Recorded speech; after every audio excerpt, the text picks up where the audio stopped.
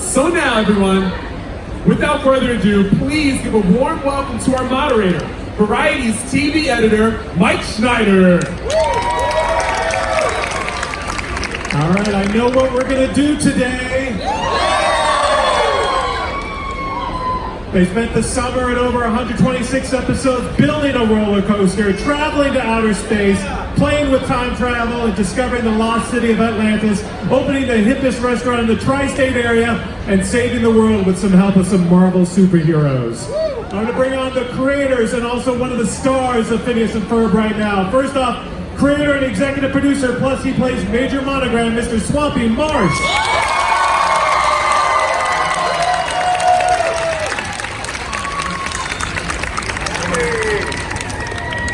Next up, he's also the creator and executive producer, and of course, Dr. Heinz Doofenshmirtz, Dan Povenmire.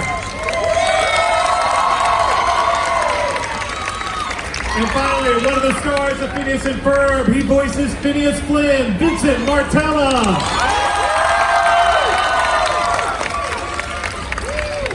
You guys are back.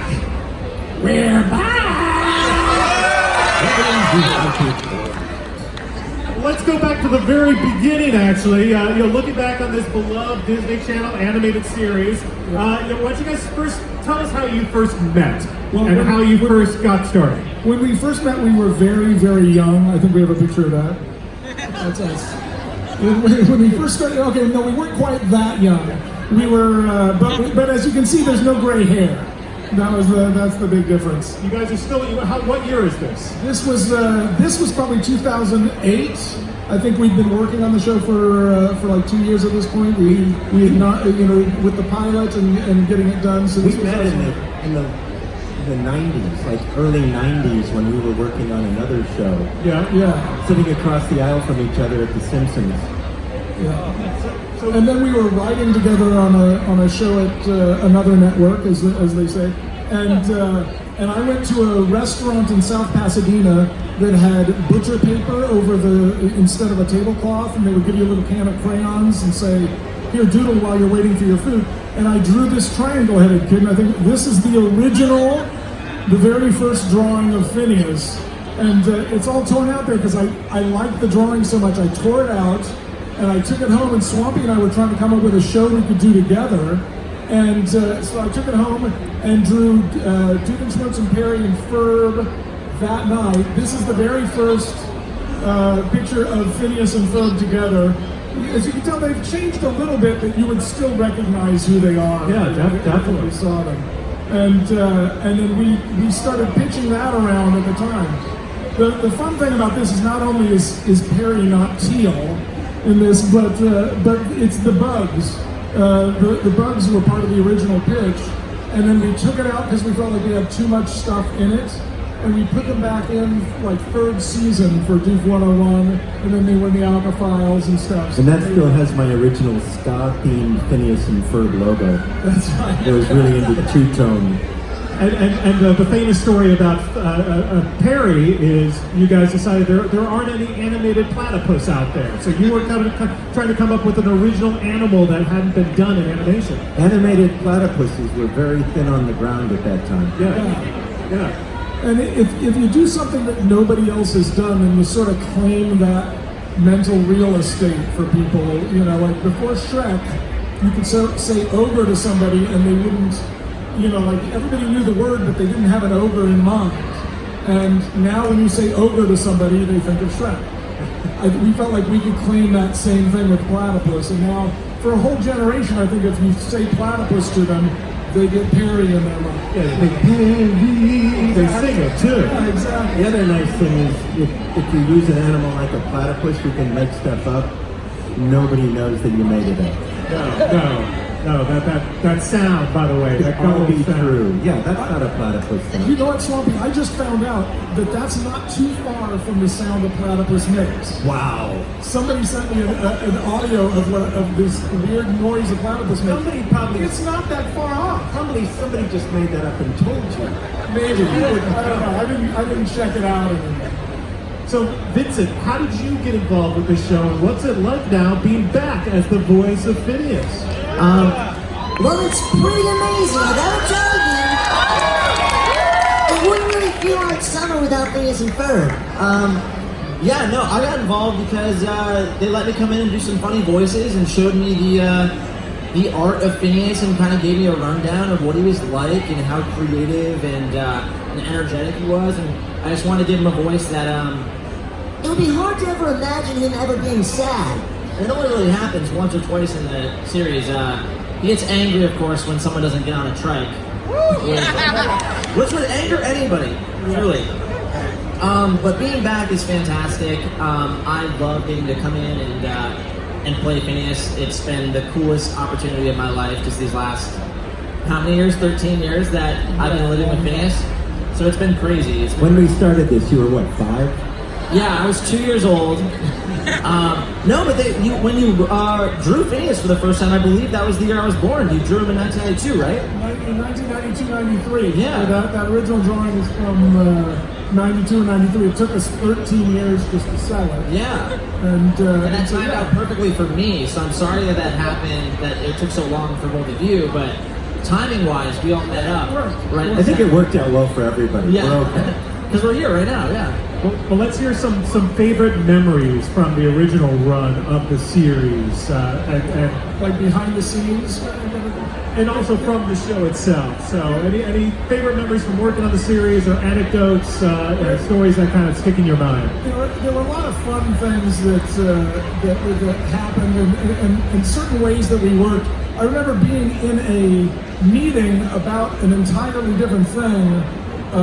And Swampy was taking notes furiously, and we were talking about some other episode or something with the executives, and he's over there writing notes, and I'm like, man, Swampy is paying much closer attention in this meeting than I am. Maybe I should be paying close attention. I was like, what is he writing down? What is so important that's happening? And then we came out, and he handed me his notes, and he had just written the entire chorus to My Goody Two-Shoes Brother. The favorite of my mother is the one I want to cover in a ton of pigeon goo. The sad part is I thought, Dan's listening to the meeting, so I can get on with this, and when it's done, I'll ask him what it's about. And I said, so what was the meeting about? He said, I have no idea. I was mesmerized by watching you take notes. We never knew what that meeting was about. And just working in an animation studio, there's a lot of weird, creative pranks that go on. When here we go. Yeah, I remember this. When Rob Hughes was out of town, he went out of town for 3 weeks, and this is one of our directors, and we spent the entire 3 weeks covering his office in Post-it notes. Time well spent, honestly. And Vincent came in and helped. Different voice actors came in and helped. We filmed the video and wrote a song about it. It was so much fun. But we've done this. And I don't recommend doing it because it takes so long with Post-it. Use like tin foil or toilet paper or something you can roll out. These we had to put on one at a time. This was the entire staff's break time for 3 weeks. And the day he got back, we filmed him opening the door we had a camera set up, so we got to see his reaction. Very shortly after that, the guys came in to tell him it was a fire hazard and he had to take it down immediately. And nobody helped him. Everybody helped put it up, and he had to take it all down himself. Pretty harsh. What about favorite guest stars, favorite moments from the show, favorite inside gags? I still love handle. I still have Gitchy Goo in my head every once in a while. There's a lot of things that just sort of happened accidentally, like the giant floating baby head. Do you guys remember him? Giant floating baby That was just something that one of our board artists put into the Halloween episode as something scary. We said, just put a bunch of scary stuff in this hallway, and he put in a giant floating baby head, and we were like, what the heck is wrong with Mike Dietrich that he thinks this is? One of my favorite guest star kind of things that happened is I was living in Florida still, and I was still in high school, and I got a video from them hanging out with Slash, writing music with Slash in a music studio, and him making fun of me for not being there because I was the lead singer of the song. And he was like, "You're such like a lead singer not to show up to band practice." And I didn't even know what we were doing. And I got to, they wrote a song with Slash and they let me sing it. So that was kind of the coolest thing that's ever happened to me. And what did Slash say when he finally met you? What did he say? He told me he was a big fan of mine. He said, "Man, I'm kind of starstruck right now. I was a little now." starstruck meeting you, and I could hardly speak to him because he had his top hat on and everything, but it was crazy. I couldn't really see his eyes. No. There were also things that would happen accidentally backstage, not backstage, but behind the drawing pad, where we would send it overseas to be animated, and do we have the Viking clip? Okay, so science is far beyond us. The Viking is right.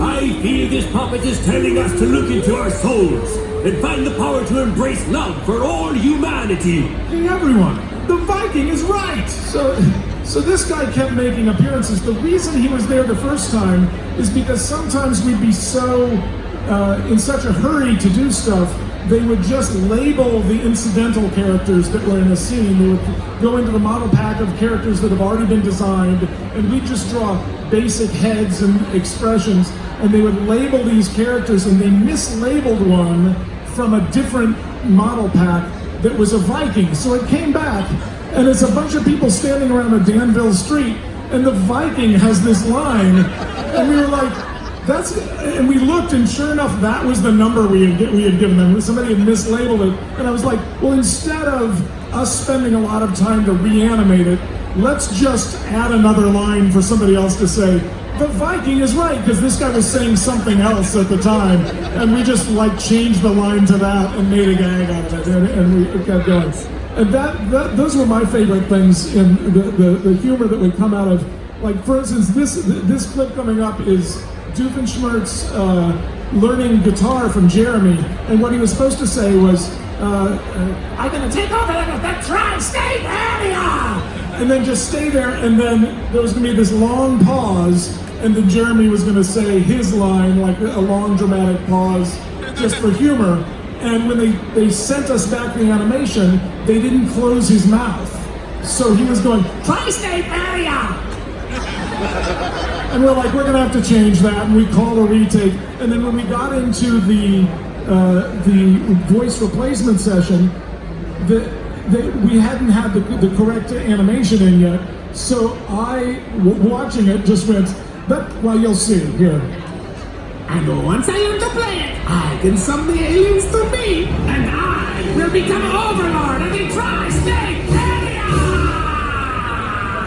Have you considered switching to decaf? So I just kept saying it as long as his mouth was open, and Swampy said, okay, we're gonna have to cancel that retake because we want to use that. This was much funnier. Well, even now that you look back at this experience, can you believe the impact this show has had on pop culture, the longevity, and the fact, by the way, now people are going to be able to re-binge the entire series on Disney Plus. You can watch there's over 126 episodes, but then when you do individual, there's more than 200 segments to this show. But nonetheless, talk about the lasting impact of this show. This is exactly what I assumed was going to happen when we created the show, specifically with that butcher block paper. This moment where we were here. Back in the day when you guys were scrolling completely. Yeah, it's much bigger than we thought it was going to be. I think we have a little compilation. There's 104 days of summer vacation, and school comes along just to end it. So the annual problem for our generation is finding a good way to spend it. Building a rocket, or fighting a mummy, or climbing up the Eiffel Tower. Discovering something that doesn't exist, or giving a monkey a shower. Surfing tidal waves, creating nanobots, or looking for Einstein's brain. Finding a donut bird, painting a cotton bed, driving her sister insane. As you can see, there's a whole lot of stuff to do before school starts this fall. Come on, Barry! So stick with us, guys. Phineas and Ferb are gonna do it all. Doofen's words are who and inside. Doofen's words are banned in Vacuum Factory.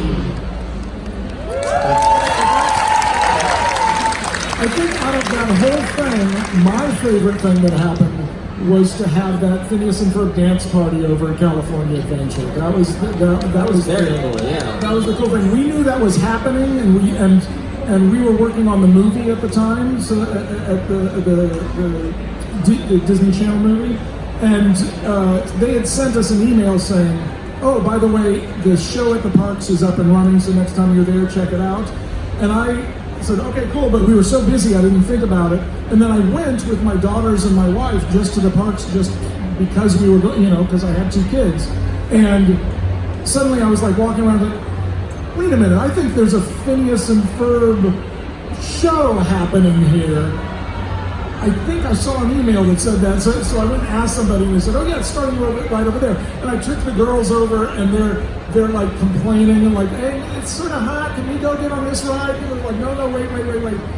And 2 minutes later, they came in and did this whole big thing, and the kids were like, "Daddy, can you hear that? That's the Phineas and Ferb theme." And they came over, and me and my wife just sort of cried and hugged each other and laughed, and I was glad nobody was looking at us because they would have thought we were having a psychotic break. Let's talk about Milo Murphy's Law real quick. But that's so nice, Piper. The follow-up show, and we've started to see Doof has sort of become a recurring character. Yeah, we sort of spun on. Instead of it being a spin-off, it was a new show, and then we spun it back on to Phineas and Ferb, which was nice. Yeah. It is all going to be available on the Disney Plus site as well. The entire that show. Who knows? Maybe it will find a whole new audience. I was so pleased that people actually knew what the show was.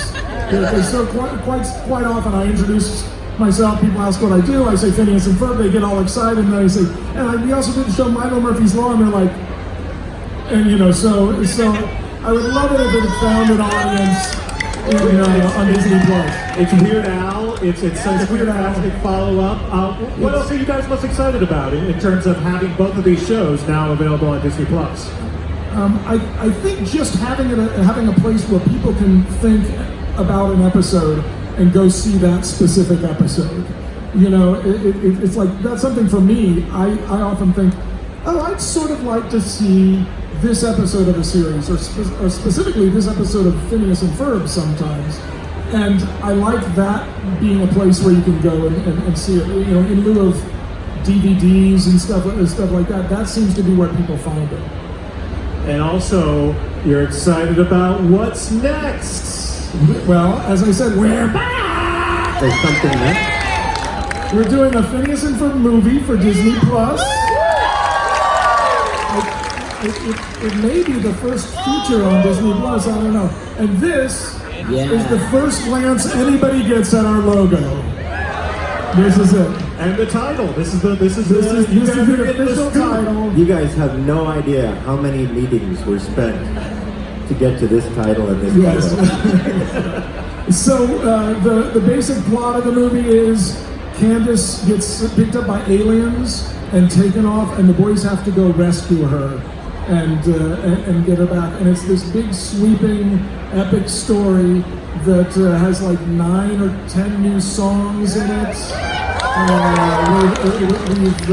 And they really gave us the time to make it really good. I think it's one of the best things we've done, and I can't wait for you guys to see it.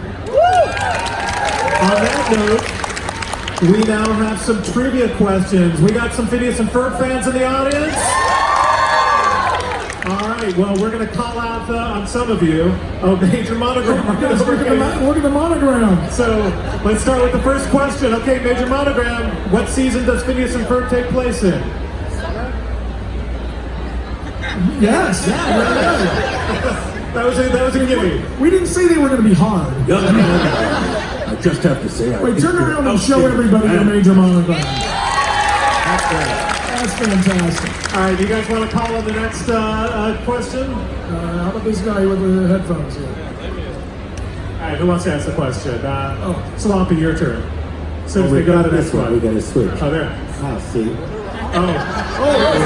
See, you never know if you would have gotten it We have to right. listen to what people tell us. Didn't even need multiple choice. Let's move on to the next one. Next question. Okay. There we go. What is Perry the Platypus's secret agent name? Very Let me good. check the We have a answer. winner down there. Yes, it is indeed. You got it. You got it. Well done. All right, who wants to do it next? Okay, right here. Yes, ma'am. You stand up. All right, Vincent, you ask this one. Sure. What is the name of the person that Candace has a crush on? Excellent. I think that's right. Yeah, you guys got it. All right, who's next? I like that they put multiple Yes, choices. you sir, right here. The backpack. All right, Dan, you ask this one. What is the name of the Girl Scout group on Phineas and Ferb? Scream it up. Yep. Excellent. That is correct. That is correct. Somebody asked me recently All right, if that was named after the Carol Burnett show had five-side girls apparently. Never knew that. Never heard of it. All right, Major Monogram, you're asking this one. Yes, sir, you right here. Stand on up. The first ever episode of Phineas and Ferb is titled What? coaster. It's roller coaster. He's correct. Wonderfully done. Roller coaster. All right, Dupe is going to ask the next one. Who wants to? Yes, ma'am, the red hair. Hey, Piper. All right, fill in the blank. This is going to be very hard. Actually, I think probably everyone in this audience will get this I right. think so. There's blank days of summer vacation. There's 104. People have asked us why there's 104 because there's not really 104 days of anybody's summer vacation. Yeah, that was upsets something people. that was said in a meeting early on when we decided to set it all in summer. I was like, does anybody know how many days there are on summer vacation? Somebody said, oh, I just had to research that. There's 104. And I just took it as I didn't wiki, I didn't think look it they up were- on Google, I didn't do anything. I think that's only in like Australia Actually, I or think that's the number of days Greenland or something. they're in summer, the season, I think is what it is. And you've had more than 200 adventures, so they Yes. kind of, yeah. Exactly. We'll take it all with a grain of salt. All right, who wants to answer next? Someone over here. Yes, down here. You two together. All right, Phineas. Okay, of Phineas and Ferb's friends, who is a genius at math? You got it. Excellent. You got it. Great job. All right, all the way in the back. Yes, Dipper Pines over here. We cannot hear you. You gotta scream really loud! All right, Swampy, ask the question. What is the name of the organization that Agent P is a part of? Excellent. Is ALCA the organization Nicely without the done. full acronym? Excellent, excellent. All right, someone over here. Yes, you, young man. All right, who's asking next? Dan, you ask this one. What town do Phineas and Ferb live in? And I'll give you a hint. It's me. It is Danville, indeed. Dan, why did it not? I didn't realize until now. Was it named after? Like, where did that come from? Like, how did I not Yes. ever like put two and two together? It's Danville in Jefferson County. Because you can do that when you're creating a show. How did I never even like? I don't know. I don't Dan Povenmire, Dan. You've known us for years. Yes, Michael. I don't know. somehow eluded me. All right, Vincent, you ask this one. Sure. Who am I going to ask it to? Oh, it's a difficult one. All right, who wants to answer this Who one? wants to answer this one? All right, yeah, Sam. we'll go with, yeah, all right. Stand up, please. Okay, that's fine. What is the name of Jeremy's band in Phineas and Ferb?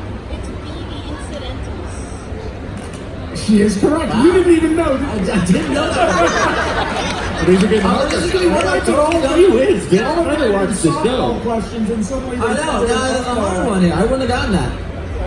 All right, who's next? Who wants to answer this one? All right, right here. Swampy, back to you. Wait, is this Princess Baldegund? or is this Candace as Queen of Marsh? It's Queen of Marsh. Momo. I love the Ducky Momo. That's so great. Good one.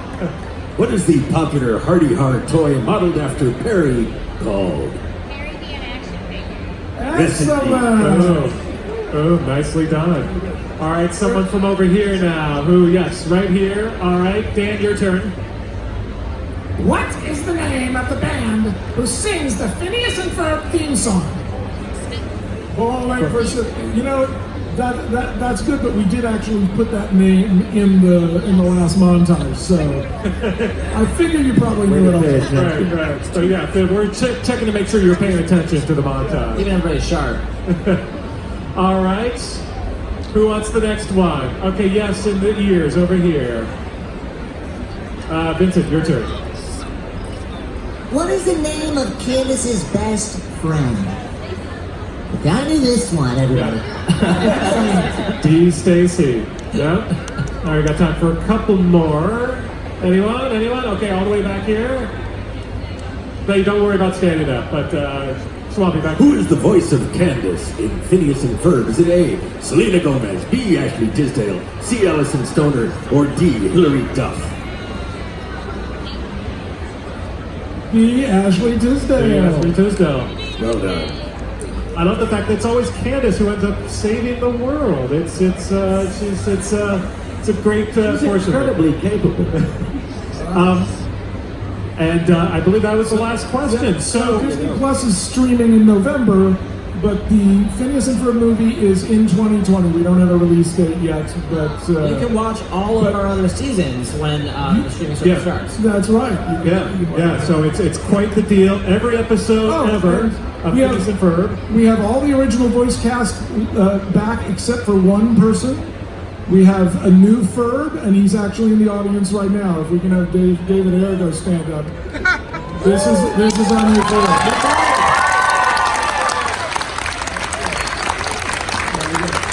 Can I get your autograph, man? How's it going, bro? Well, congratulations, new Ferb Fletcher, and congrats to you guys. We are looking forward to the movie in 2020, but more importantly, every episode of Phineas and Ferb and Milo Murphy's Law available on Disney Plus. Start streaming November 12th. You can sign up right around here, it looks like. There's a great deal going on, so Disney Plus. Thanks, guys. Thank you very much. Dan, Swampy, thank you so much, guys. Always a pleasure.